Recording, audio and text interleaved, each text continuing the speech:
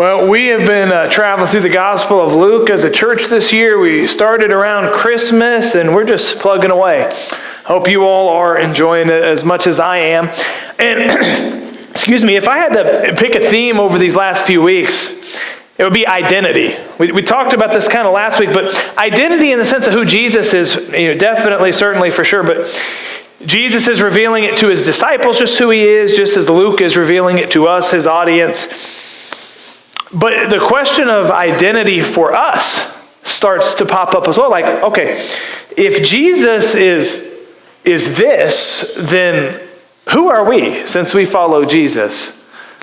Like, what does that say about us? Just who are we in Christ if we follow Christ? The disciples had caught this massive glimpse of who he was on the Mount of Transfiguration. In fact, if you read the end of that account, it says they were kind of so scared, they were so bothered by what happened that they didn't tell anybody. Like they're like, well, we don't really know what we saw, so we're just going to keep that to ourselves. Now, an interesting event happens after they come down from the mountain. It's recorded in the exact same spot in each of the synoptic gospels. So when we say synoptic, we're talking about Matthew, Mark, and Luke. And since it's in the same spot in each of the Gospels, like there's a specific reason why that happens. Sometimes when you're reading Scripture, like depending on the kind of theme that the author wants you to see, like they'll put stuff in a different order. It's not always chronological, but these several events are all boom, boom, boom in each of the Gospels. So it's on purpose. So they come off of the mountain. Jesus and three of his disciples, Peter, James, and John, they went up with him. And the rest of the disciples stayed below while they were up on the mountain. And while really interesting things happened up on the mountain with Jesus and Moses and Elijah and all of that, like some interesting things also happened at the bottom of the mountain for those who stayed behind. And I just myself, I never really noticed it or thought about it all that much before, but I think this passage is actually part of the key that will help us understand our passage that we're going to talk about a little bit later. If you got a Bible, we'll still be in Luke 9. This will be our last week in Luke 9, but Luke 9 is one of those pivotal chapters in the whole Gospel of Luke. Like it's one of the most important Gospels, or one of the important chapters. Actually, we'll be there next week too, I lied. So, the middle part of Luke chapter 9, it introduces us to a father, and he's got a demon-possessed son. So he's got a son. We don't know how old he is, but he's possessed by a demon. If that scares you, it probably should. Like this would be scary.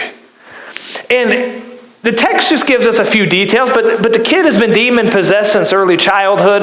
The demon tries to throw him in fire and in water to kill him. Sometimes it makes him start to convulse to the point where he's foaming at the mouth, as this poor kid kind of looks rabid to people when these things happen. And the father and his family, especially the son, like they are in this terrible predicament. Like, how do we fix this? This has been happening for years. Obviously, no doctor can help him. There's no medication that can help him. We've tried everything. He's still demon-possessed. I mean, think about that. Like, you wouldn't have been able to leave the boy alone for any amount of time at all because the demon would try to kill him. You'd have to be terrified as a parent. And I can't even imagine how they were looked at in the community. It's like they probably didn't leave their house all that often. I don't know. People were probably embarrassed by him. They were terrified, maybe is the better word. And at this point, Jesus, he's been about his public ministry for a couple years, and word had definitely gotten around about him, and that he could heal people, that he could cast out demons. This father had heard about Jesus, and he'd heard about his disciples, and like I said, he'd undoubtedly heard about all the miracles that they'd done together, all the demons that he'd cast out of people. But it wasn't just Jesus who healed people, and it wasn't just Jesus who cast demons out of people. Like if you remember in the text, you look at Luke chapter 9, in verse 1, it says, he called the 12 together and gave them power and authority over all demons and to cure diseases, and he sent them out to proclaim the kingdom of God and to heal. So it wasn't just Jesus who could do these things. Like he gave the disciples power to heal and to cast out demons too, which seems to be why the father of this demon-possessed boy found the disciples. Remember, Jesus is up on the mountain, but he found the disciples And he asked them to cast the demon out of his son, to heal his son. He assumed that they'd be able to take care of it, right? And at some level, the disciples assumed that they'd be able to take care of it too. This is why the text is so surprising to us. Like, listen to the words of the Father when he finally found Jesus. Like Luke 9, verse 40, it says, I begged your disciples to cast it out, but they could not. That's like, what? Wait a minute. We just read in the beginning of the chapter that he gave them power and authority to be able to heal diseases and to cast out demons from people. That's what the text said. We read it. So what happened here? Like, why couldn't they drive it out? Luke doesn't tell us. He gives us part of the answer. But to get the complete answer, we have to look at Matthew and we have to look at Mark as well. And because the disciples couldn't do it, here's where the problem comes in. Like, because the disciples couldn't do it, the Father also almost assumed that Jesus couldn't do it. Like Mark 9, chapter 22, or chapter 9, verse 22, it says, this is the Father speaking to Jesus. It says, but if you can do anything, have compassion on us and help us. And Jesus said to him, if you can, all things are possible for the one who believes. Immediately the father of the child cried out and said, I believe, help my unbelief. Man, how many of us does that describe? It's like, yeah, I believe, but I don't really believe. Like help my unbelief. I really want to believe what you say. I really want to believe you can do this, but I'm struggling right now. I need some help. So Jesus heals the boy. He casts out the demon. He tells them never to enter him again. He completely restores the boy. And sometime later, we don't know how long, but the disciples come to Jesus and say, Jesus, why weren't we able to cast out this demon? You gave us power. Why couldn't we do it? And it says in Matthew 17, verse 20, it says, he said to them, because of your little faith. Because of your little faith. For truly I say to you, if you have faith like a grain of mustard seed, you will say to this mountain, move from here to there, and it will move, and nothing will be impossible for you. And then you look at Mark chapter 9, verse 29, and Jesus says this. It says, and he said to them, this kind, meaning talking about the demon, this kind cannot be driven out by anything but prayer. Now, in context, what was the mountain? Like, is Jesus literally talking about, mountain range? He's looking at Mount Everest, probably not in Israel, but he's looking at, Mount Hermon or something, Mount Carmel. Oh, you say Mount Carmel, just move over here and it'll obey you if you have enough faith. No, I don't think he's talking about literal mountains, but he's talking about the mountain that father was dealing with. Like, the mountain was this demon-possessed boy. It was this huge problem. And they didn't have the faith necessary to tell the demon to get out of the boy and to go somewhere else. Or maybe I should say their faith was misplaced. Because it's interesting to me that he also tells them that kind of a demon can only come out by prayer. And it seems to me, and I could be wrong, but it seems like they forgot the whole source of their strength. Like maybe they'd gotten a little bit cocky after the successes of their prior mission, and they figured that they just possessed everything that they needed to be successful. Oh, if it happened back here, it's going to happen here too. We'll just say the magic words and it'll happen. And Jesus says, no, that kind of demon can't come out by your power. That kind of demon, that can only come out by my power. Now, that scene kind of sounds like a lot of movies we've seen, right? A lot of stories we read, like the hero thinks he knows more than he does, and then he gets bested, only to have to go back to their teacher and admit that they didn't really understand anything. It's Luke leaving Dagobah to go to Cloud City to rescue Han and Leia, where he's going to fight Darth Vader, and it's like, they told him, hey, you're not ready to go. He goes, it's Daniel LaRusso, knowing that he knows how to fight. Then he comes back to Mr. Miyagi. It's a tale as old as time. It's every movie that we've seen. So that's not at all surprising to me, right? That they fail. What is surprising to me, though, is that right after this, Jesus tells them that he's going to be handed over into the hands of men. The man with all the power is going to seemingly give it up and allow himself to be arrested and even killed. There's a reason all this is right there together in the text. Just bear with me. Then in the very next paragraph, right after Jesus says that, right after their failure to drive out the demon, after Jesus tells them he's going to be handed over, this is what surprises me. Right after that, the disciples start arguing with each other as to which one of them was the greatest. Right after all of that. Like, you'd think this argument would happen after some kind of a great success, right?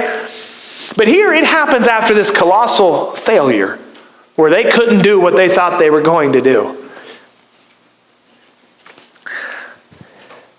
You ever think about what it must have been like for the disciples as they followed Jesus?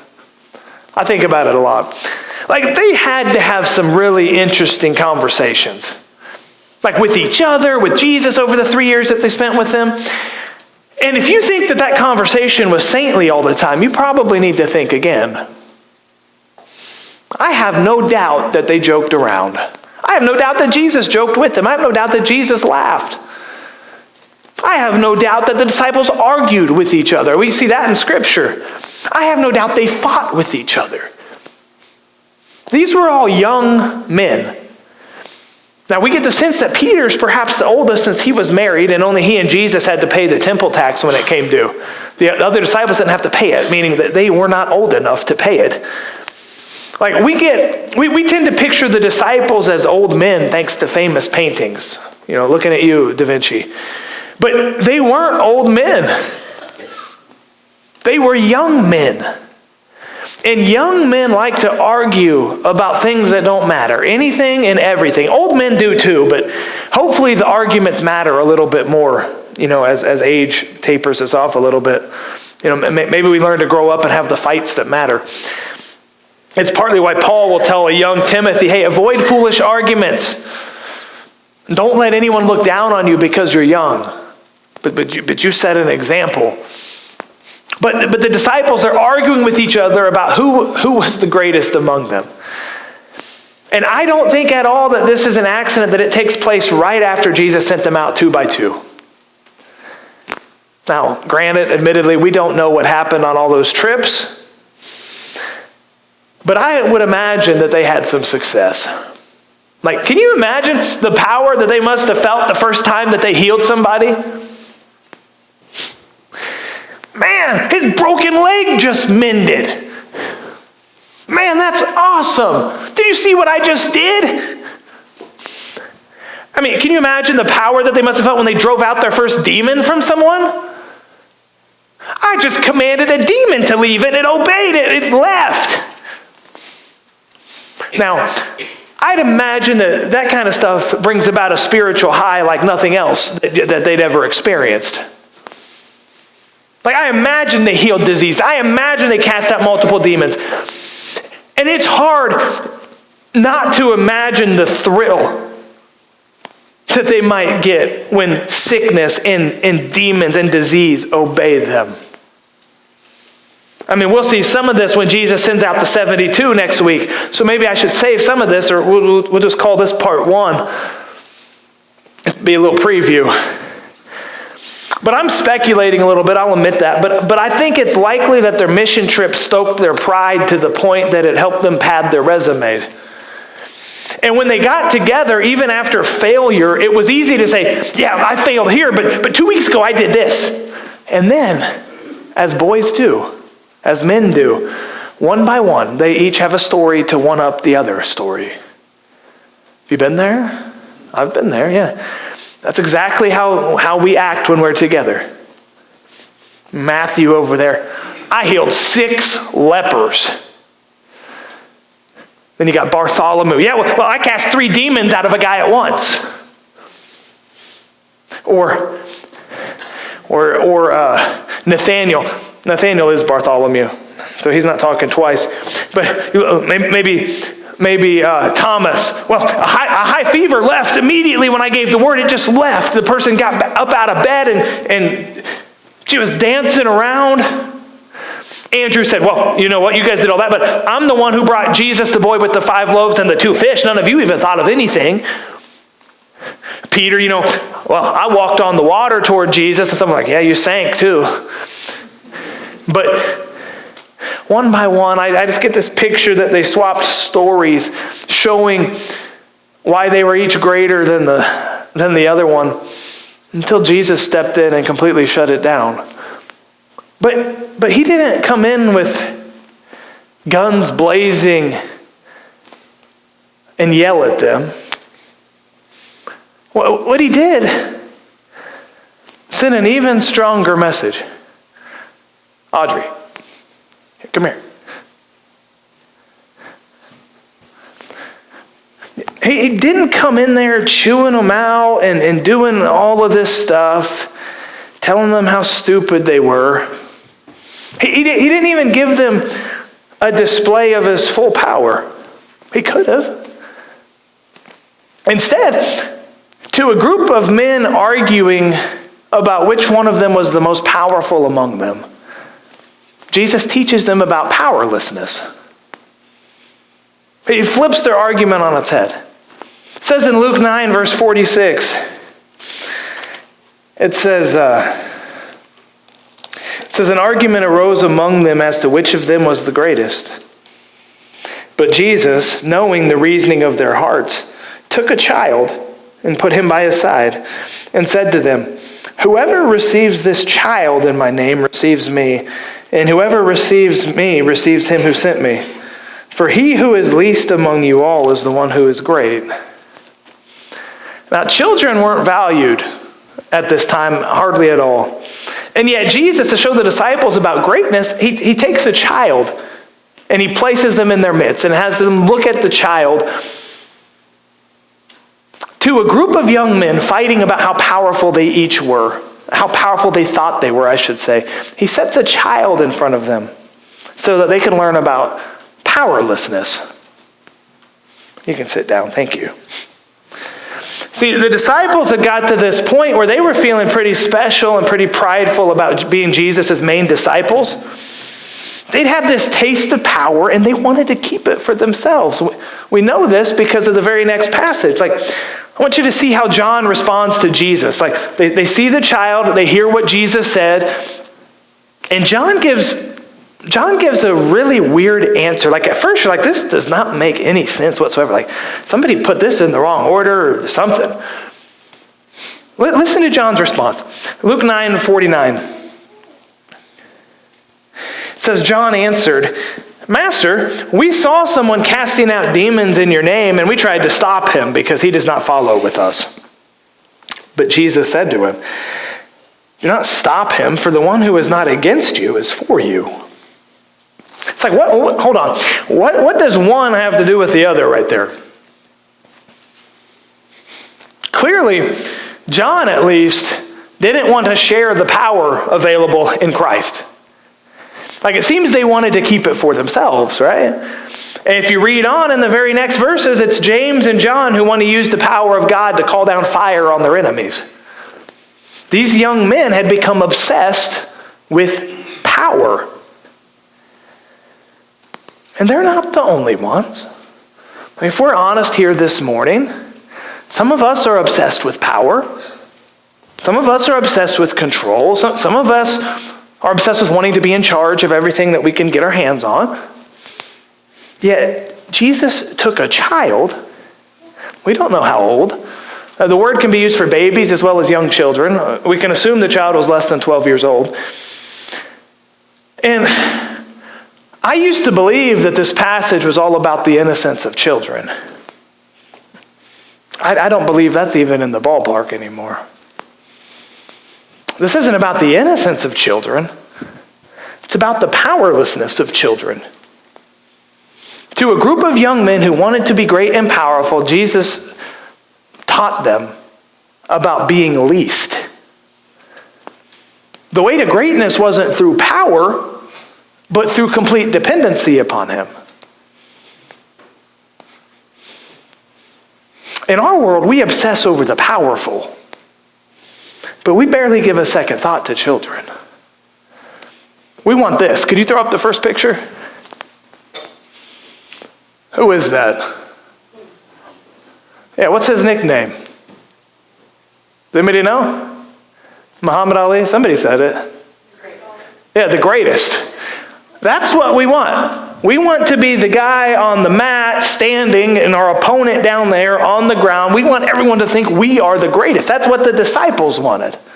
They wanted to be Muhammad Ali in that picture, and they had the track record to prove it.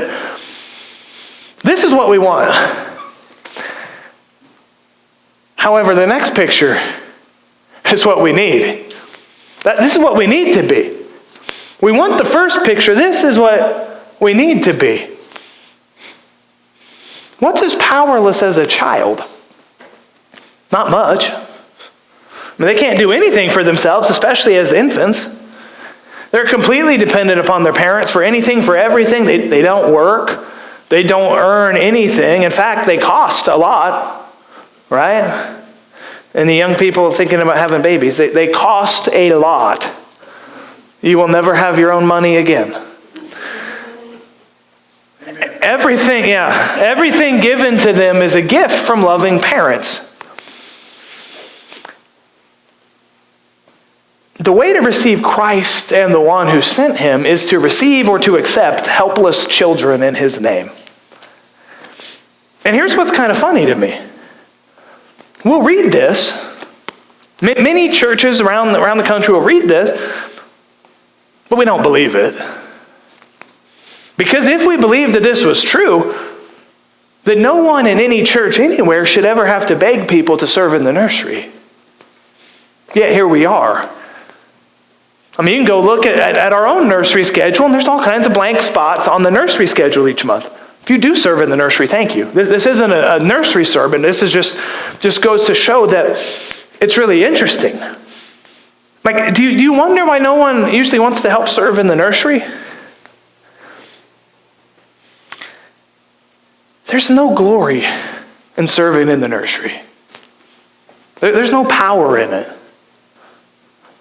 Nobody's going to compliment you on your nursery service because much of it is unseen. You're all off in a room by yourself while everyone else is out here enjoying service, and it's like there's not really anything glamorous about that. Now, they'll compliment you on the stuff that everyone sees. Oh, you did a great job speaking, or oh, man, you sang so beautifully. But nobody will say, hey, you really handled that tantrum. You did a really good job with that. Well, we like the public stuff. We like the on-stage stuff. And I think many of us, if we're honest, are probably really similar to the disciples. We want the power. We don't want the powerlessness. Like, we want the glory. We don't so much want the insignificance. But the path to greatness, according to Jesus, at least in this passage, involves giving up the quest for greatness. It involves giving up on the quest for power so that you can ultimately see how powerless you really are in the sight of God. I think Rich Mullins understood this. Many of you know he's one of my favorite musical artists. But at the height of his fame in the Christian music world, and back then it was a pretty high pinnacle. But he decided to move to a Native American reservation in New Mexico. And he decided to move there so that he could teach music to kids who lived on the reservation there, to Navajo children. He and Mitch McVicker, who several of you have seen here, he's done some concerts here. They built their own hogan, and they lived in it, and they taught music. But I'd venture a guess that he taught them a lot more than music. But I'm sure there were many who looked at him like, oh, you're a complete fool. Here you are on top of the musical world, and you're going to give that up to go and teach some kids how to sing and how to play music? Like, what's wrong with you? maybe if people are looking at us like fools when it comes to the gospel, we're doing something right. I mean, look at Jesus. What's he going to do? He's the most powerful person ever, and he allows himself to be delivered into the hands of sinful men, to be flogged, to be killed. He told them they didn't know he was going to rise from the dead. I mean, here he could have called down legions of angels to save him. He's got that much power. He didn't have to go through any of that. But what does he do before he's delivered over to be killed? At the Last Supper, he's going to share with his disciples. He gets up from the table. He strips off his outer garment. He puts on the garment of a slave, of a servant, and he washes the feet of all of the disciples, even Judas, who's going to betray him. He put on the garments of a servant, and he washed dirty, stinky feet.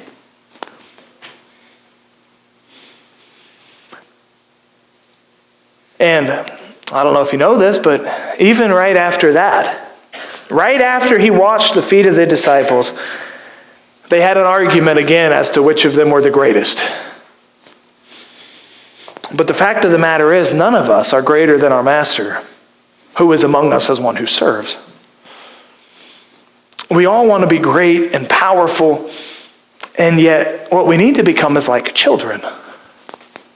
Jesus will say that in another passage. And to become like children, we need to be willing to spend time with children. We're not above them. This is why I cringe every time a church has VBS and it's like, oh, we're not doing that anymore. None of our people want to deal with all those kids. It's like, no. That's your best ministry right there. We're not more important than them.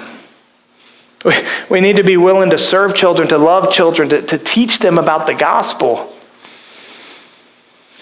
And what you'll find as you teach them about the gospel is that they will actually teach you about the gospel. It's a weird thing. This is something God's been impressing upon our family right now. And once again, God's showing me that he's in complete control of the preaching calendar. I did not plan on this happening today or in this sermon, but Amber, you can come up here. Our family's got some bittersweet news. So after much prayer and seeking after God, Amber and I have decided to accept a position at Cookson Hills, where we're going to be learning a lot more about what it means to receive children in the name of Christ. We've got no doubt that God's called our family to this. He's confirmed it in so many different ways. And we're gonna be moving the last week of June, which is going to be here before we know it. And this isn't just coming out of nowhere, as much as it may seem like it is right now. But just kind of give you some just context. Last summer, God started impressing upon me that our time was getting short in Hinton. I didn't really pay that much attention to it because that's not what I wanted. I was like, no, I don't want to hear that. And, I had no desire to be anywhere else. And earlier this year, as I was working on a sermon at the coffee shop in town that is no longer in operation, I got the strong sense that I needed to dust off my resume and update it. Again, I didn't want to do that. No, I don't want to do that. You all right? And finally, when Ron came from Cookson a couple months ago, it's okay. God spoke directly to Amber and I through his sermon, and we knew that we had to have some conversations. And what's funny is years ago we had some conversations with them, but the timing wasn't right. And now God is showing us that the timing is right. And even though we're excited and terrified at the same time, this is bittersweet. It really is. Preaching's all I've known for the last several years.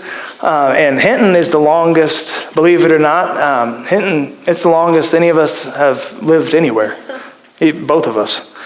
And even though we've gone through some challenges together as a church over the years, like we've loved our time here, and we're sad that it's coming to an end.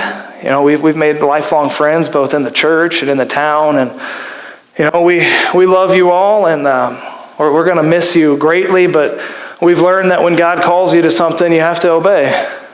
And even when it's scary, probably especially when it's scary. So, see if I can talk. Oh gosh. God's blessed me with the gift to be able to turn off my emotions when I need to. I'm just going to say, it's been such a joy to serve alongside of you guys, and that you've been so patient with us. And Listen to some terrible sermons. So gracious and so kind, and we consider you like our second family. And this wasn't an easy decision. We're both like, this is what God's calling us to, and it's really scary and terrifying at the same time. And I just pray that God will bring the right person to you, and that you'll be blessed for it. And I pray that we've been a blessing as much as you guys have blessed us, because it has been a true blessing. Despite any challenges that we've come across, it's been worth it. And just thank you. We love you guys. I'm really sad. Sorry. Oh, I'm really sad. I know it sounds good. I don't know what the future holds, but this isn't the end. This is another new beginning, and I'm excited to see where God's gonna lead you all. Like I said, we're here for the next couple of months. I wanted to do this now because camp's going to be here before June, and I'm not going to be around hardly at all. So we'd love to visit with you guys over the next month or so. And I know this is probably a shock. We've had time to adjust. So let me pray.